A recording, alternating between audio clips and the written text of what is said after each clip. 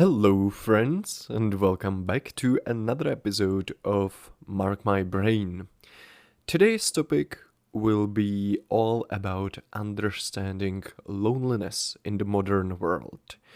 And similarly to the very first episode of this podcast, where we discussed nostalgia and understanding nostalgia, today we are going to explore the topic of loneliness and its role in today's world.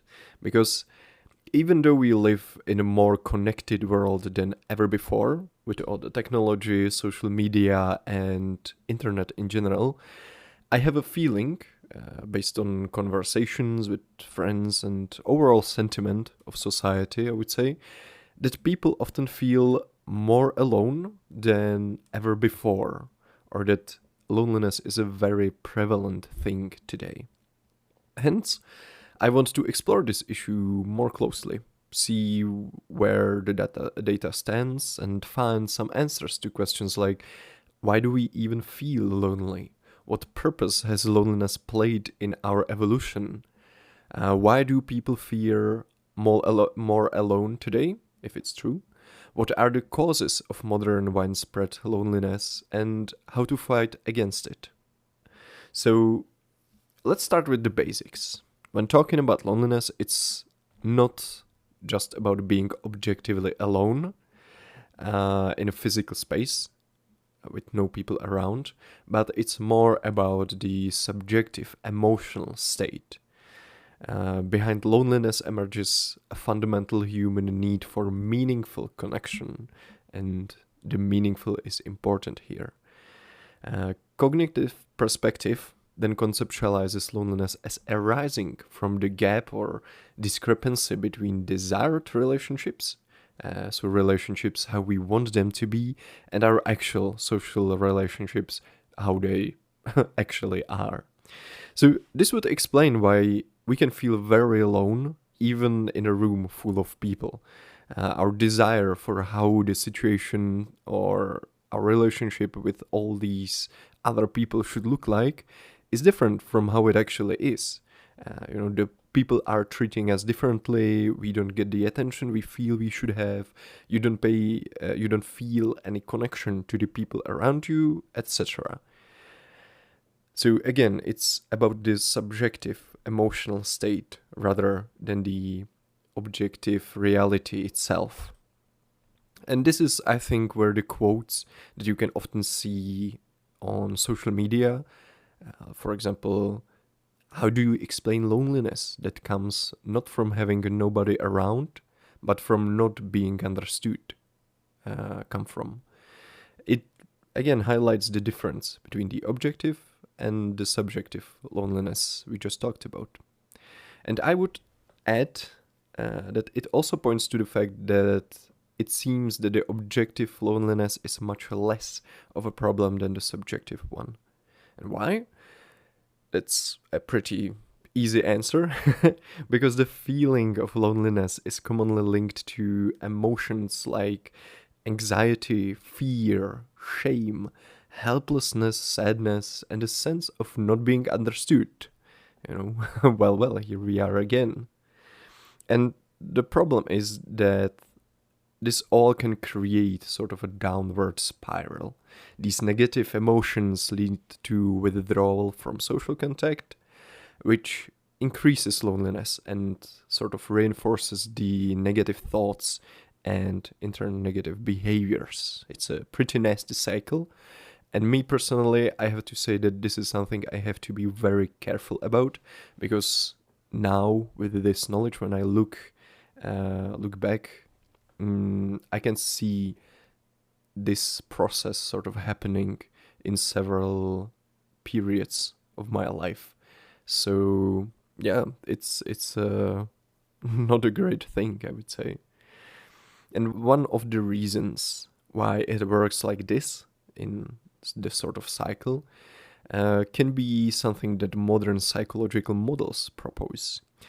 Experiencing loneliness triggers hypervigilance for social threats, which then fundamentally changes how individuals perceive their social environment and people around them. Lonely individuals tend to view the social world as more threatening, expect more negative social interactions, and also remember more negative social information. So these attention and memory biases, how we can call them, then contribute to the pessimistic expectations about social interactions. So then people often unconsciously behave in a way that elicits rejection or distance from others. Again, it creates a cycle or a self-fulfilling prophecy, if you want. So that all sounds very fucking unpleasant. Why would we even have these systems and mechanisms built into our biology, right? And to answer that, we'll of course look at loneliness from the evolutionary perspective. So research suggests that loneliness evolved as a social signal system, similar to hunger or thirst, for example, designed to motivate us to seek social connection when we become isolated. And this makes sense since being part of a group meant increased odds of survival in our past, right? And this piece of information would also explain why, with feelings of loneliness and social isolation, our hypervigilance kicks in.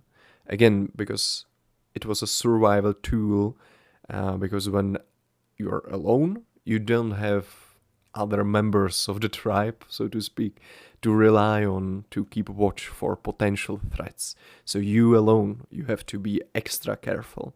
And that's why I think that the hypervigilance makes sense in this scenario.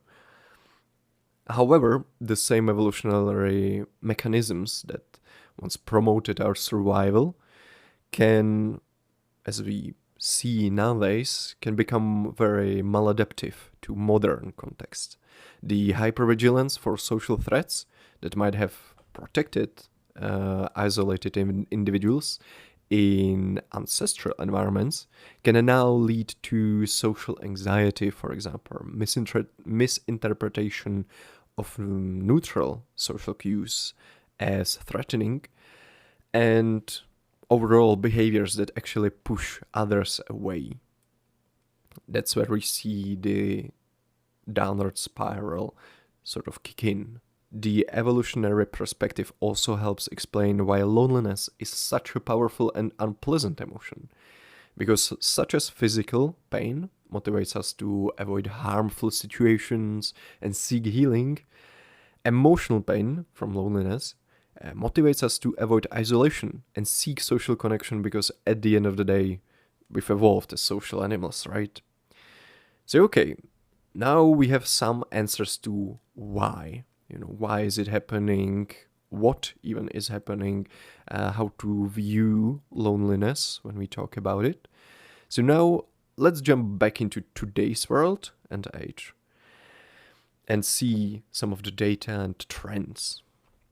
Recent research reveals alarming trends in loneliness prevalence, particularly among younger generations.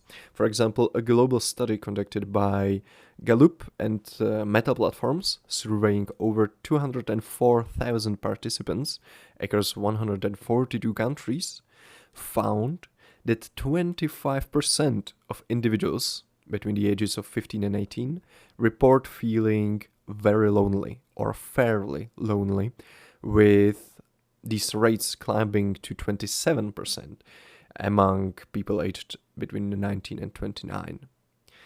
And what was interesting is that individuals over 65 experience the lowest loneliness rates at 17%. That's a pretty big difference. And this sort of challenges the common assumption about aging and social isolation. Interesting, right? Then American Psychiatric Association polled data and confirmed basically these concerning trends, with 1/3 of adults reporting weekly experiences of loneliness, representing an increase, even just in 1 year, from 30% in 2024 to 33% in 2025. That to me is crazy. Like 1/3 of the whole population feels lonely today. That's sort of sad. And The data also reveals interesting paradoxes in how people today seek connection. While 58% of young adults turn to social media when feeling lonely, overall, the adults prefer in person interactions over online connections. This, of course, suggests that although social media and technology promise a connection with the whole world in the palm of our hand, it fails to satisfy the fundamental human desire for meaningful connections. An unfortunate thing also is that loneliness has been already tied to numerous health problems, not only mental but also physical ones.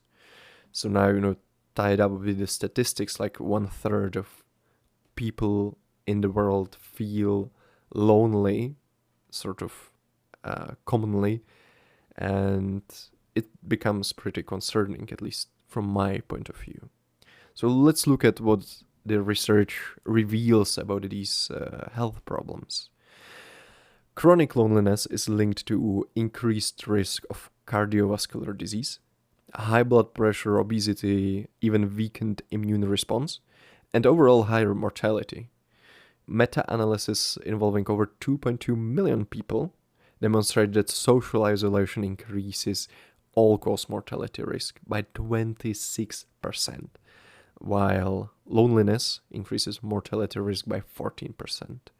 I guess there's a slight difference between social isolation and loneliness. And for individuals with heart disease, social isolation specifically correlates with a higher mortality risk, while both isolation and loneliness increase cancer-related deaths.